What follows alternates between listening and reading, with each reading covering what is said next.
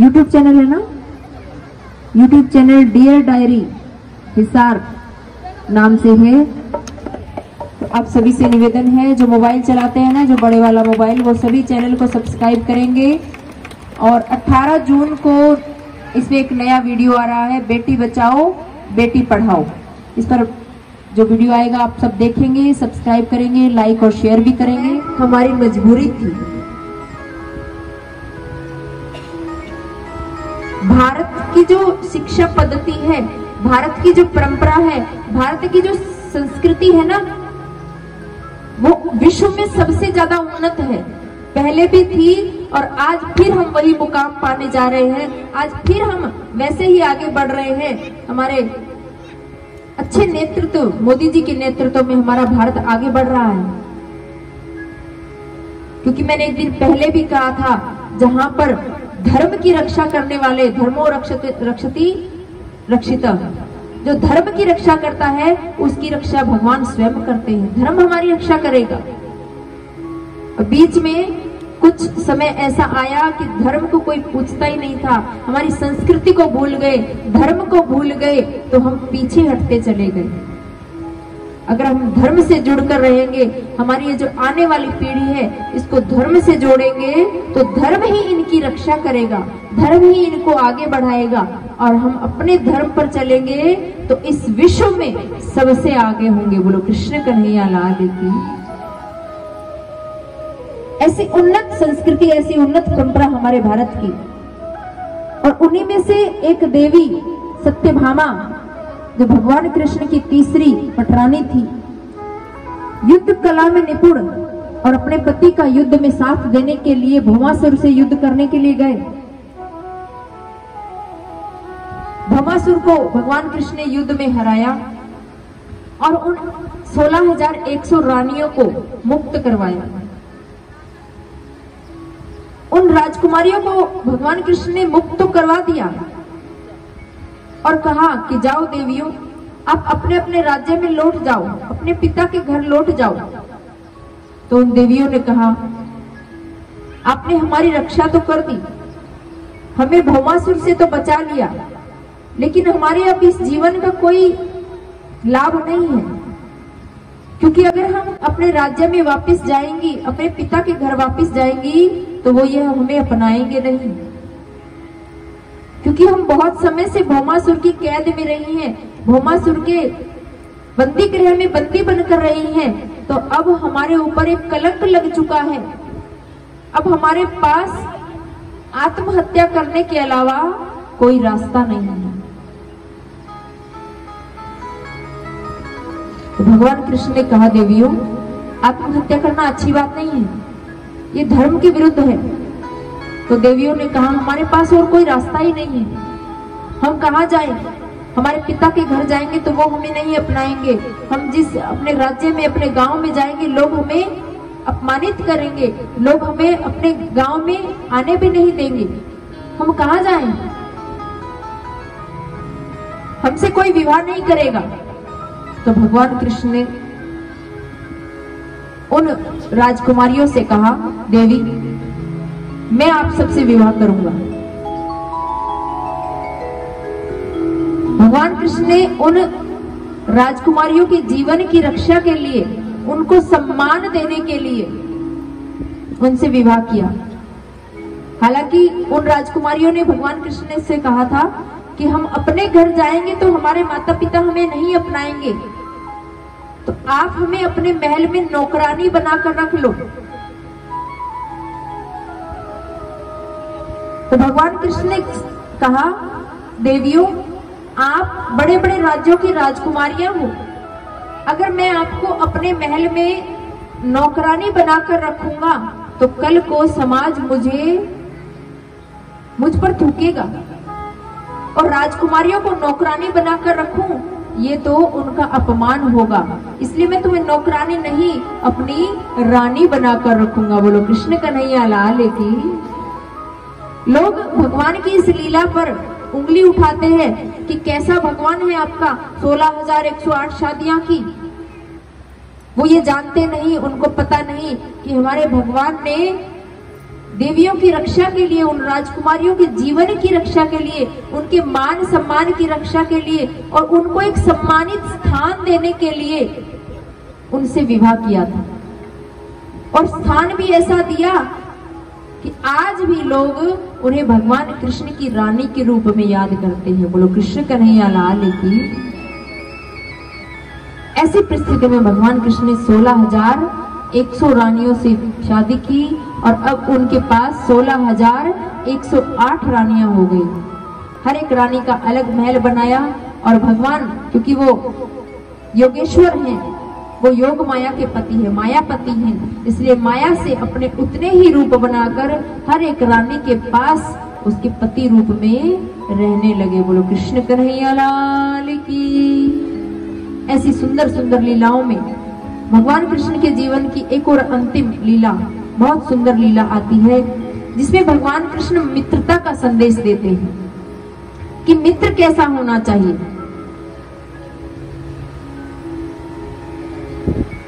जब भगवान कृष्ण उज्जैन में ऋषि संदीपनी के आश्रम में विद्या ग्रहण करने गए थे, उस समय उन्हें एक मणि मिली और वो मणि थी सुदामा। 64 दिन में भगवान कृष्ण ने 64 विद्याएं ग्रहण की और उन 64 दिन में 2 महीने में ऐसी मित्रता हो गई कि युगों युगों तक उस मित्रता को लोग याद करते हैं। भगवान कृष्ण का मित्र सुदामा इतना गरीब है लेकिन संतुष्ट है, आत्मा से शांत है। गरीबी इतनी कि एक छोटी सी झोपड़ी है और उस झोपड़ी में जब वर्षा आती है ना, तो उस झोपड़ी में नीचे से भी पानी आता है और ऊपर से भी पानी आता है। बोलो कृष्ण कन्हैया लाल की। सूर्योदय जब होता है ना, तो सूर्य की पहली किरण सुदामा की झोपड़ी में, ऐसी टूटी फूटी झोपड़ी है, और सुदामा अपनी पत्नी सुशीला के साथ और 4 बच्चों के साथ उस झोपड़ी में आनंद से रहते हैं।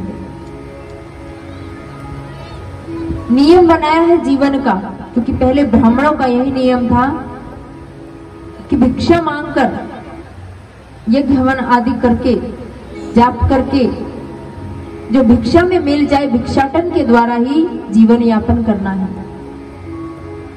भिक्षा का नियम ऐसा, केवल 5 घरों से भिक्षा मांगेंगे, 6ठे घर का दरवाजा भी नहीं खटखटाएंगे। 5 घर का मतलब, पहले घर में अगर भिक्षा नहीं मिली तो दूसरे घर में जाएंगे, दूसरे में भी नहीं मिली तो तीसरे में जाएंगे। इसी प्रकार 5, पहले घर में भिक्षा मिल गई और वो परिवार के एक समय के पोषण के लिए पर्याप्त है तो दूसरे घर में नहीं जाएंगे। सुदामा जी का ये नियम था। 5 घरों में भिक्षा नहीं मिली तो 6ठे घर में फिर भी नहीं जाएंगे, भूखे ही रह जाएंगे, लेकिन 6ठे घर का दरवाजा नहीं खटखटाएंगे। ऐसा नियम बनाया। और इस बार परमात्मा की ऐसी लीला कि 3-4 दिन से सुदामा को किसी घर में भिक्षा नहीं मिली। 4-5 दिन से बच्चे भूखे हैं, बार बार माँ से कहते, माँ कुछ खाने को दो ना। तो माँ कहती, बेटा रुको, तुम्हारे पिताजी भिक्षा मांगने गए हैं, भिक्षा में कुछ लाएंगे तो मैं तुम्हें पकाकर खिलाऊंगी। लेकिन सुदामा जी जब घर आते, आज भी कुछ नहीं मिला। ऐसी दीन दशा है। सुदामा की पत्नी सुशीला, जैसा नाम ऐसा काम, पति का धर्म में पूरा साथ देती है और एक ही साड़ी है तन पर, उसी को रात को धोकर सुखा देती, सुबह वही पहन लेती। कभी ये तक नहीं कहा कि पतिदेव दूसरी साड़ी तो ला दो। और आजकल की पत्नियां एक हफ्ता नहीं निकलने देती और कितने दिन से शॉपिंग नहीं की, पहुंच जाती है बाजार में, है ना। एक महीना तो निकलता ही नहीं, हर महीने नए सूट चाहिए, हर महीने नई साड़ियां चाहिए, और नहीं मिला तो क्या कहेंगी, आप मुझसे प्रेम नहीं करते। बोलो कृष्ण कन्हैया लाल की। इसका मतलब भगवान शंकर और सुदामा जी तो कभी प्रेम ही नहीं करते थे अपनी पत्नी से, है ना, क्योंकि ना भगवान शंकर ने कभी ला कर दिया और ना सुदामा जी बेचारे। लेकिन सुशीला भी सुशील है, मन की शांत है, संतुष्ट है। लेकिन इस बार बच्चों की भूख देखकर व्याकुल हो गई। कभी अपने पति से कुछ नहीं मांगा, बच्चे भूख के कारण इतने व्याकुल हो गए, माँ से बार बार कहते हैं, माँ कुछ खाने को दो ना। तो माँ नदी किनारे गई और वहां पर जो गोल गोल पत्थर होते हैं ना, ब्राउन कलर के, भूरे रंग के, आलू जैसे दिखते हैं, आपने देखे होंगे, वो पत्थर अपने पल्लू में लेकर आई। बच्चे कहते हैं, माँ इसमें क्या है, कुछ खाने को है क्या? सुशीला कहती है, हाँ बच्चों, कहीं से थोड़े आलू मिल गए हैं, अभी मैं आलू उबालूंगी और थोड़ी देर में तुम्हें आलू खिलाऊंगी।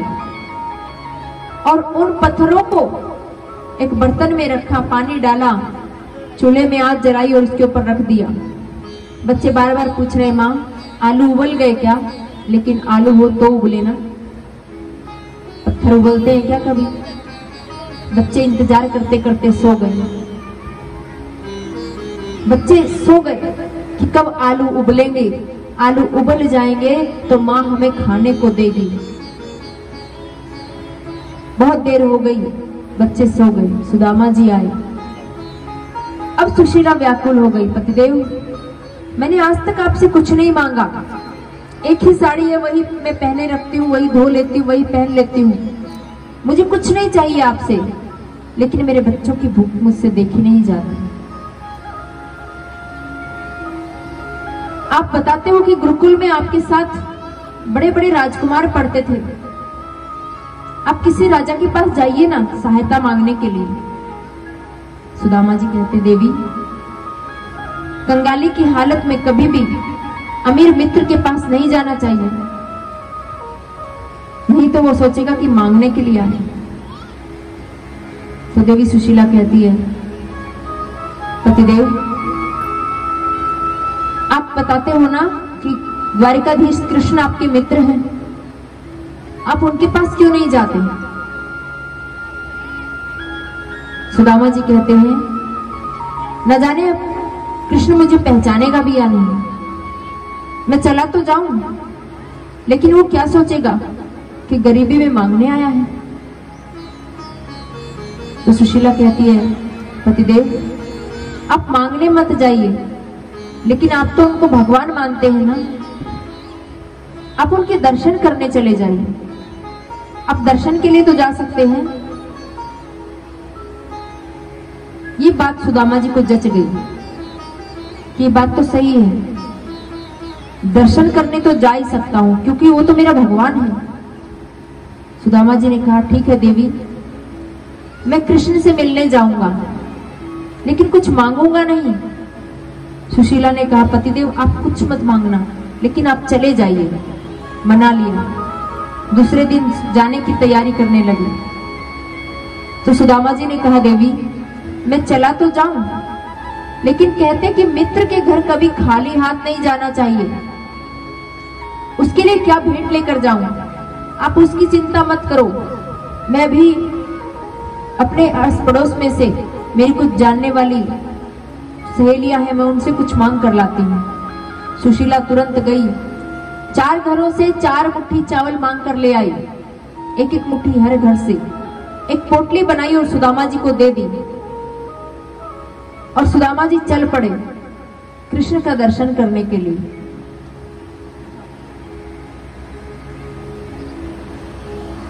बोले कृष्ण कन्हैया लाल की।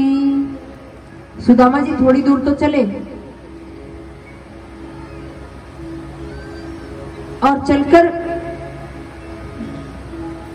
थोड़ी दूर जाकर जंगल में एक पेड़ के नीचे बैठ गए, थक गए, वृद्ध भी है, साथ में शरीर से कमजोर भी है।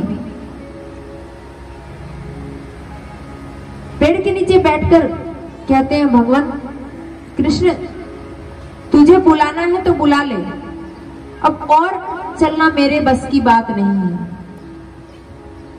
और आगे चलना मेरे बस की बात नहीं है।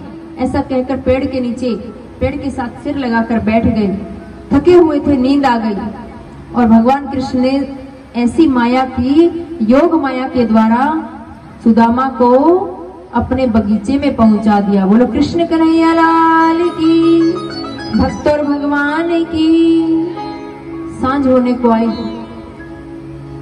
तो सुदामा जी की आंख खुली और देखा, अरे मैं तो जंगल में सोया था, ये सुंदर बाग बगीचे में कहां पहुंच गया। खुद को छूकर देख रहे हैं, चिकोटी काटकर, कहीं मैं स्वर्ग में तो नहीं पहुंच गया। बोलो कृष्ण कन्हैया लाल की। जिंदा भी हूं या राम नाम सत हो गया मेरा? देखा नहीं, हूं तो जीवित ही। थोड़ा हिम्मत करके खड़े हुए, लाठी लेकर लाठी के सहारे चल रहे हैं, और आसपास के कुछ लोगों से पूछा, भाई ये कौन सी जगह है? तो लोगों ने बताया, ये तो द्वारिकाधीश की द्वारिकापुरी है। बोलिए द्वारिकाधीश भगवान की। ये द्वारिकापुरी है। अरे मैं द्वारिका पहुंच भी गया, इतनी जल्दी कैसे पहुंच गया? सोच रहे हैं सुदामा जी। इधर उधर कुछ लोगों से पूछा, अच्छा ये द्वारिकापुरी है तो यहाँ मेरे मित्र कृष्ण रहता है, मेरे मित्र कृष्ण का महल कौन सा है? तो लोग कहते हैं, कृष्ण तो यहाँ के महाराज हैं, लेकिन तुम्हारा मित्र ऐसा तो नहीं हो सकता। लोग मजाक उड़ा रहे हैं, क्या हमारे कृष्ण का ऐसा दरिद्र मित्र होगा? तो सुदामा जी कहते, अरे नहीं नहीं, वो मेरा बाल सखा है। तो कुछ लोगों ने, क्योंकि भगवान कृष्ण की नगरी है ना, तो वहां के लोग निर्दयी नहीं है, कुछ लोगों को दया आई और उन्होंने बता दिया, भाई थोड़ा आगे चलकर जाओगे तो वहां पर एक सुंदर हीरे मोती से जड़ा हुआ सबसे बड़ा जो महल है वही कृष्ण का महल है। बोलो कृष्ण कन्हैया लाल की।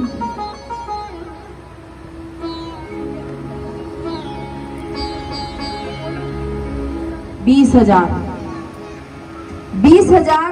कन्याएं उसको एकत्रित करनी है। 16,100 हो चुकी हैं। जब इस बात का पता भगवान कृष्ण को चला तो भगवान कृष्ण उन कन्याओं को मुक्त करवाने के लिए भौमासुर से युद्ध करने के लिए चल पड़े। और इस युद्ध में भगवान कृष्ण की तीसरी पत्नी सत्यभामा ने, वो भी युद्ध में कुशल थी, उसने भगवान कृष्ण का पूरा साथ दिया।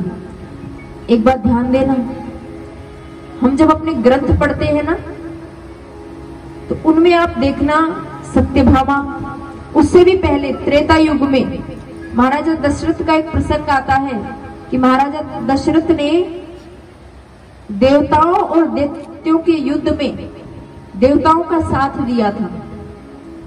और देवताओं का जब साथ वो दे रहे थे तो उनका रथ उनकी पत्नी कैकेयी चला रही थी। और उन शत्रुओं से राजा दशरथ की रक्षा के लिए रानी कैकेयी ने बहुत ही बहादुरी से, वीरता से काम लिया और 2 बार राजा दशरथ की जान बचाई। ध्यान से सुनना, रानी कैकेयी ने जो युद्ध कला में और रथ चलाने में निपुण थी, उसने 2 बार राजा दशरथ की रक्षा की। इसीलिए राजा दशरथ ने युद्ध पूरा होने के बाद कैकेयी से 2 वरदान मांगने के लिए कहा था। ये कथा हमने सुनी है ना कि रानी कैकेयी ने 2 वरदान राजा दशरथ से मांगे थे। वो 2 वरदान कौन से थे?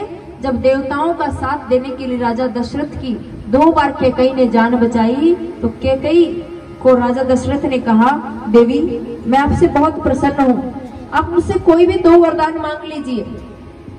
तो देवी कैकेयी ने प्रेमवश बस एक ही बात कही, महाराज समय आने पर और आवश्यकता पड़ने पर मैं अपने वरदान मांग लूंगी।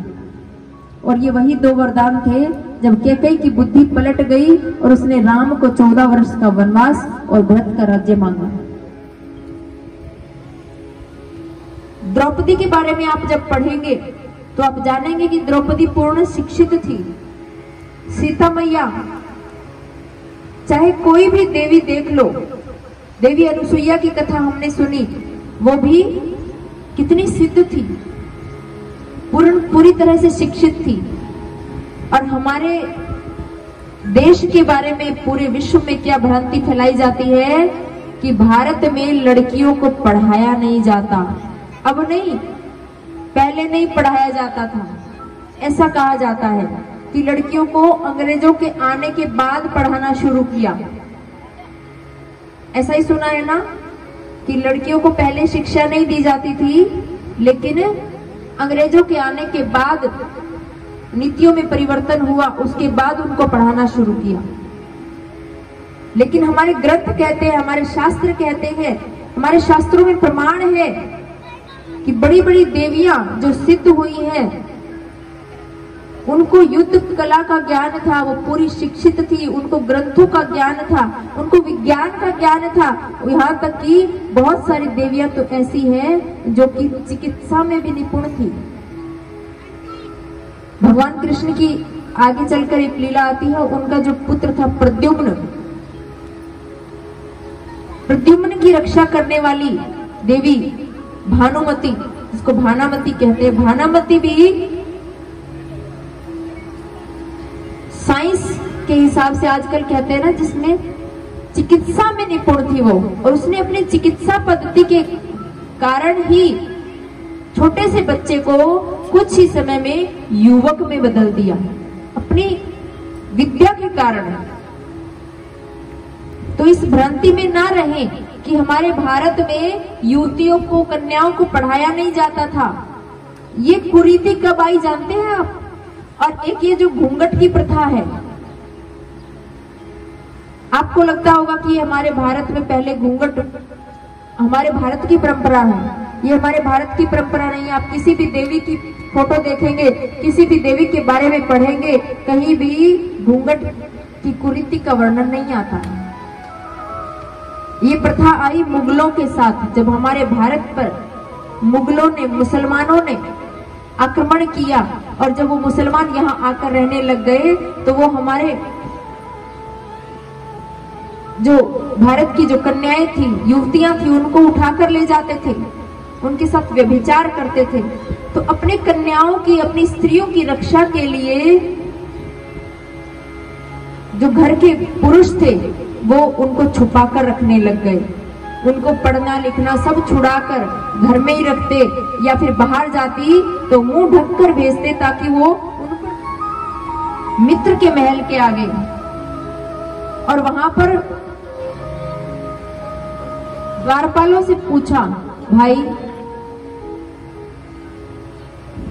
मुझे अपने मित्र कृष्ण से मिलना है। द्वारपाल सोच रहे हैं ये कृष्ण को अपना मित्र बताकर शायद ज्यादा धन लेने की इच्छा रखते होंगे। तो कहा, ब्राह्मण देवता आपको क्या चाहिए? तो सुदामा ने कहा, भाई मुझे तो केवल कृष्ण का दर्शन करना है, मुझे कुछ नहीं चाहिए। सुदामा कहते हैं कि मुझे धन की इच्छा नहीं है, मैं केवल भगवान के दर्शन करने के लिए आया हूं। भगवान तुम्हारे द्वार पर एक दर्श भिखारी आया है।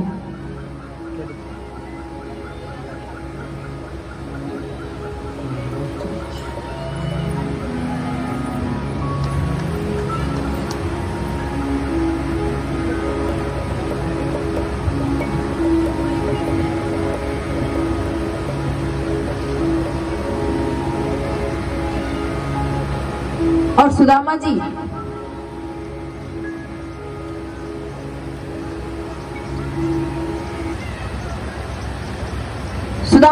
द्वारपालों से निवेदन कर रहे हैं कि मैं इतनी दूर से चलकर आया हूं, थक गया हूं, केवल कृष्ण के दर्शन करना चाहता हूँ। द्वारपाल कहते हैं, ब्राह्मण देवता, आपको लगता होगा हम आपको धन थोड़ा देंगे, लेकिन आप चिंता मत कीजिए, द्वारिकाधीश ने हमें पूरी छूट दे रखी है, आपको जो चाहिए मांग सकते हैं। लेकिन सुदामा जी अपनी बात पर अड़े हैं कि मुझे कुछ नहीं चाहिए, मैं केवल भगवान के दर्शन करने के लिए आया हूँ। और आते आते सुदामा जी को कैसे कैसे कष्टों का सामना करना पड़ा, आइए एक भजन के माध्यम से सुनते हैं। बोलिए सुदामा जी महाराज की।